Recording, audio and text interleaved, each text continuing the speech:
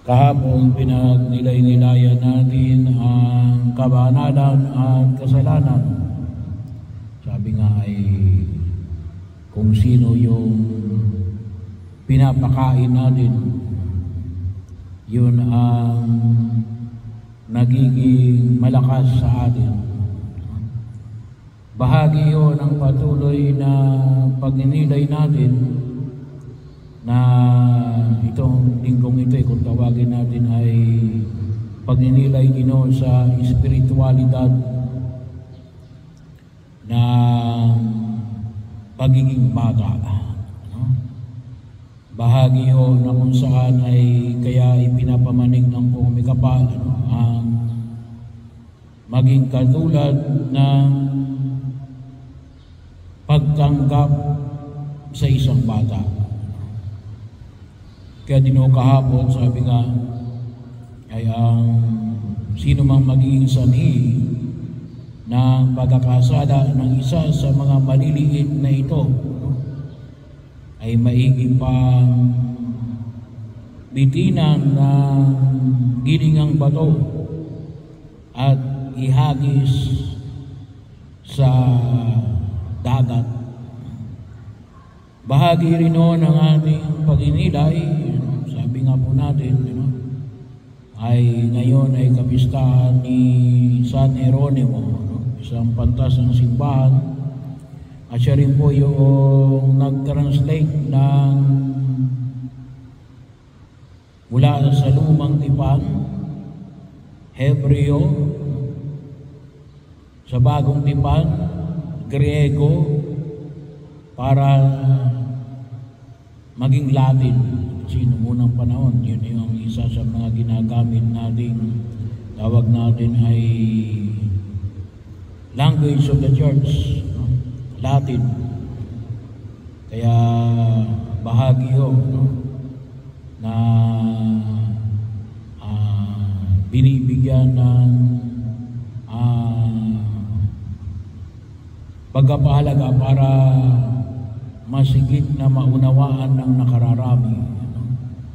So, bagaman doon ngayon, mas laganap yung English, pero pag pinag-usapan natin ng dokumento ng simbahan, ay meron pa rin ng translation sa Latin. Pero yun ang ibig sabihin, na yun ay isa sa mga ginamit na translation sa mahabang panahon para pag nilay-nilayan ang nasusulat na salita ng Diyos. Para higit nating maunawaan, katulad ng hamon ng pagiging bata at espiritualidad ng pagiging bata. At bahagi rin kung yung makita yung sa unang pagbasa, sabi nga natin ay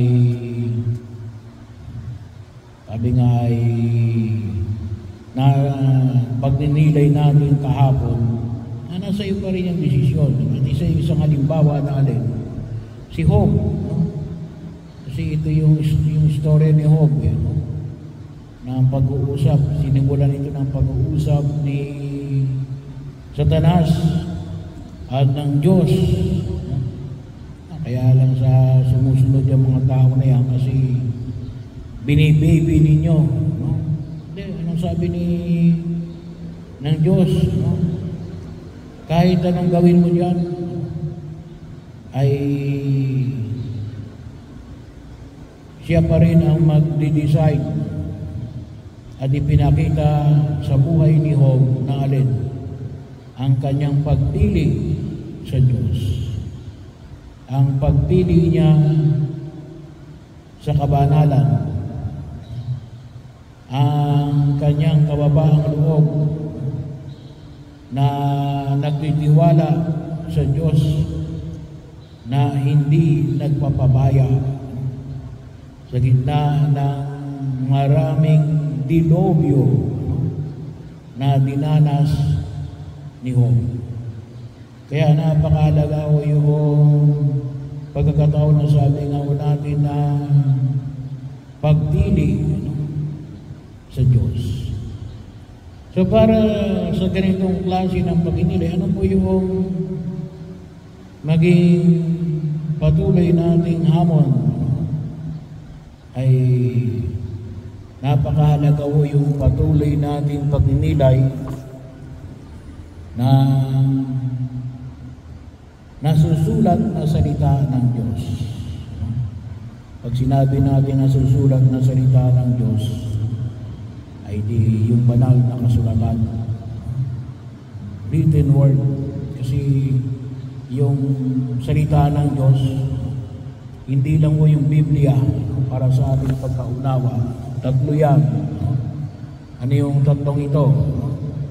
Yung pahayag ng simbahan, the teaching authority of the church, ang tawagin natin ay magisterium, na patuloy na nagtuturo sa atin upang higit na maunawaan natin ang susulat na salita ng Diyos, kung paano natin bibigyan na malalim na ugnayan nito sa ating pagkilos sa makabagong panahon.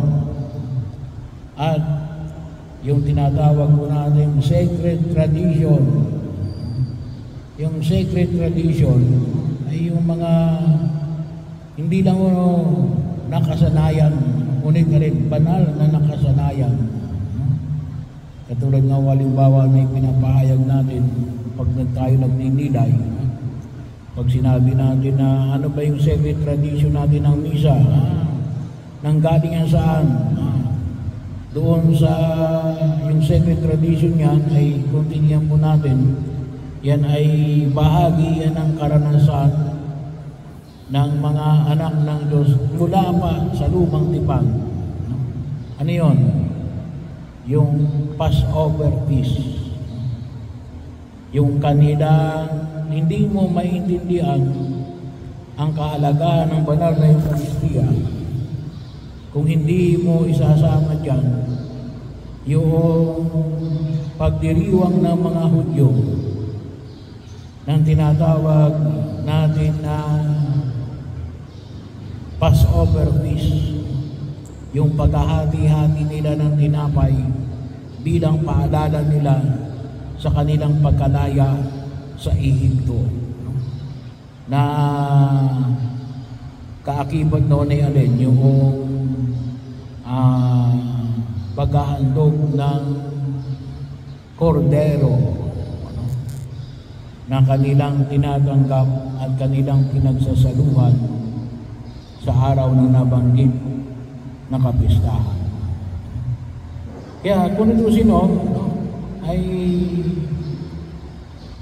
bahagi yun na kung saan ay makita natin itong tatlong ito, pero kung sinag-usapan natin isa, ay mahalaga din na alin yung banal na kasulatan, yung nasusulat na salita ng Diyos.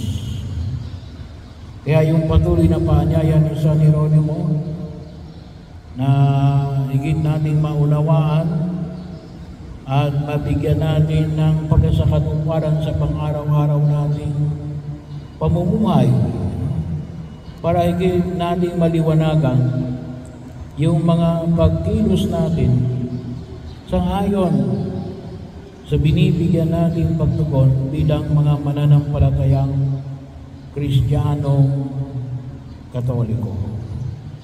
Kaya nawa, sabi ko nga, ngayong panahon na ito ay gawa ng internet, pwede kayong makapagbasa, kahit na may cellphone lamang, may load lang kayo.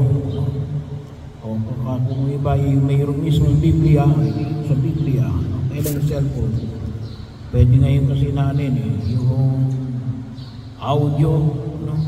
May iba may audio visual pa, no? Pero sana po ay ang pinaka punto noon ay alin, mapalalim yung ating kaalaman upang alin, makatugon tayo sa panawagan ng Diyos.